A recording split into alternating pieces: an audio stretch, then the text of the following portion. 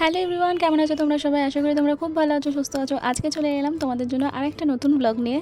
আমাদের বিয়ের কেনাকাটা যেন শেষই হচ্ছে না, তো আজকে আবার চলে এলাম কেনাকাটা করতে বিয়ের তত্ত্বের ট্রে আর তার সাথে কিছু সরঞ্জাম। বিয়ের এই তত্ত্বের ট্রেগুলো অনেকেই বলেছিল যে বড় বাজার থেকে কিনলে কম হবে, কিন্তু আমরা বিশ্বাস করো এত দূর থেকে বয়ে বয়ে নিয়ে আসা সম্ভব নয় বলে আমাদের বাড়ির কাছেই বেহালা থেকে আমরা কিনেছিলাম।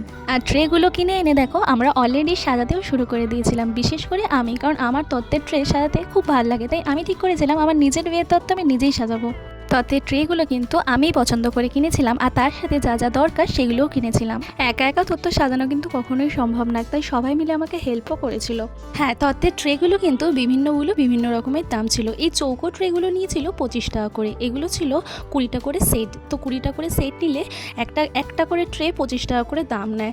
আর যেগুলো গোল ট্রে, লাভ ট্রে, চৌকো ট্রে, ওগুলো কিন্তু 50-60 টাকা বা তারও বেশি আছে। যেমন মাছের ট্রে, সেগুলো নিয়েছিল 70 থেকে 80 টাকা।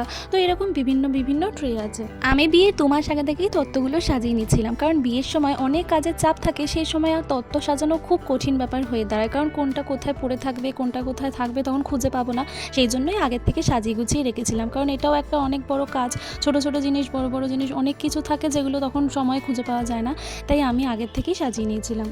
আর ভিডিওটা আমার ছোট্ট বোনঝি, মানে আমি যাকে ছোট্ট পটল বলে ডাকি, ও করছিল। তাই জন্য ভিডিওটা এতটা নড়ে গেছিলো, কিন্তু তাও ও করেছে বলে কিছু ভিডিও ছিল, কারণ আমি সেই সময় ভিডিও করতেই ভুলে গেছিলাম। অল্প কিছু করেছিলাম কিন্তু বেশি করা হয়নি। তাও পটল করেছিল বলে কিছু ভিডিও আপনাদের সাথে শেয়ার করতে পারলাম। আর এই যে মা বসে আছে, মাও কিন্তু অনেকগুলো তথ্য সাজাতে সাহায্য করেছে। আর বিশেষ করে সাহায্য করেছিল বৃষ্টি হচ্ছে আমার আরেকটা মামার মেয়ে। তো ও খুব সাহায্য করেছিল, ওর হেল্প ছাড়া আমি এতগুলো তথ্য একা সাজাতেই পারতাম না। আর তার সাথে মাঝে মাঝে আমার দিদি বোনরা এসেও সাহায্য করে গেছে, যেমন বুলটি দি, রিউ, ওরাও কয়েকটা আমাকে হেল্প করে গেছিলো। কারণ তথ্য সাজানো কিন্তু একা করা একদমই সম্ভব নয়। কাউকে সেলোটেপ কাটতে হয়, কাউকে আবার আটকাতে হয়, তো একা একা তো করা যায় না। আর বৃষ্টি আমাকে পুরোটাই হেল্প করেছিল বলে আমি সব কটা করে উঠতে পেরেছিলাম, নয়তো আমি একা একা কখনোই এতটাগুলো করে উঠতে পারতাম না। আর তথ্য সাজানোর এখন অনেক রকম নতুন ডিজাইন বেরিয়েছে, তো সেগুলো আমরা দেখে ফলো করে ইউটিউব থেকে ভিডিও দেখেও সেগুলো দেখে আমরা সাজাচ্ছিলাম। এখন যে শাড়ি দিয়ে নৌকা বানায়, প্রজাপতি বানায়, সেগুলো বানাবো ভেবেছিলাম, কিন্তু তারপরে ভাবলাম ওগুলো বানালে শাড়িগুলো অনেকটা কুঁচকে যায়। তাই আমি যেগুলো দরকার নয় সেগুলো আর করিনি, কারণ শাড়ি কুঁচকে যাওয়ার থেকে নর্মালভাবে সাজিয়ে দেওয়াই ভালো। তো আমি তাই একদম প্লেন নর্মালভাবেই সাজিয়েছিলাম। আর দেখুন আমার তত্ত্বতে কী কী ছিল সেগুলো এক ঝলক একটু দেখে নিন। আমি এখানে অনেক কটা তত্ত্ব সাজিয়েছিলাম, যেটার মধ্যে আমার টয়লেট সেট ছিল, আমার বরের টয়লেট সেট ছিল, আমার সাজার জিনিসের সেট ছিল, আমার শ্বশুর শাশুড়ি, ননদের বর, ছেলে, সবার জন্য যা যা জামা কাপড় নেওয়া হয়েছিল সেগুলো ছিল।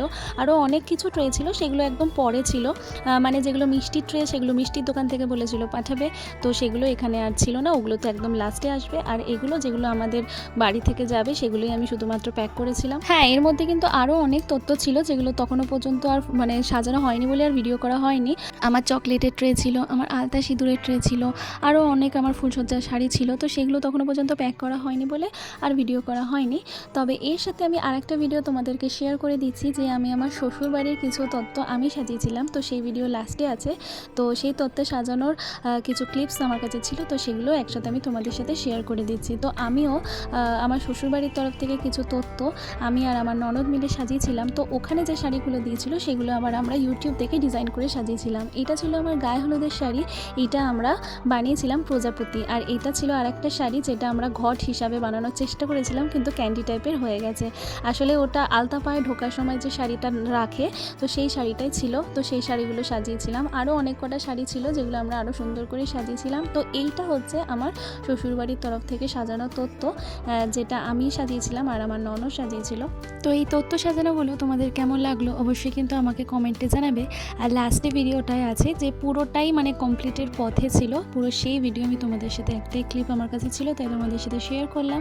তো এইটা হচ্ছে সেই ভিডিও যেটার মধ্যে আমরা পুরোটাই কমপ্লিট করেছিলাম, আর কিছু একদম সামান্য ছিল। তো এই ছিল আমার তথ্য সাজানোর ভিডিও। কেমন লাগলো? ভালো লাগলে অবশ্যই একটা লাইক দিও। তো সবাই ভালো থাকবেন, সুস্থ থাকবেন। আজকের মতো সবাইকে টাটা।